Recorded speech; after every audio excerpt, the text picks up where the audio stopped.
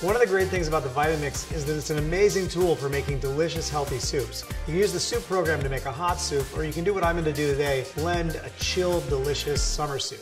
This is one of my favorites. I lived in Spain for a number of years and fell in love with gazpacho, but what I like to do is add in some watermelon that gives it a little more brightness and freshness. So I'm going to start by adding in my diced watermelon, clove of garlic.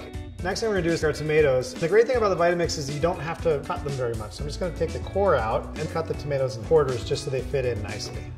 So next I've got some cucumber. This has been peeled and seeded. And then last but not least, some seeded bell pepper. And then I've got some champagne vinegar, salt and pepper, just like that. And then I'm going to put the lid on. I'll put it in the fridge for a couple of hours. So what I'm going to do is I'm going to start by taking out the lid plug so that we've got access to things inside. Going to put the tamper in. I'm going to turn it on and go right up to 10.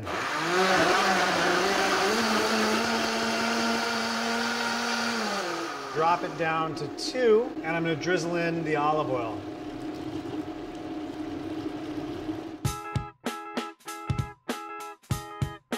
We've got our gazpacho here. Just going to pour this in the bowl. Oh, it looks good.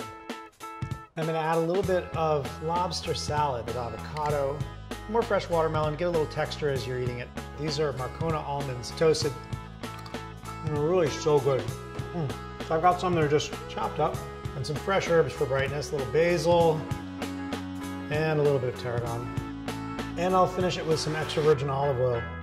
This is like liquid gold. Perfect. So that's all there is to it. Super simple. I made all of this using the 64-ounce container. If you go to Vitamix, you can see a ton of other container options as well as a lot of great recipe ideas.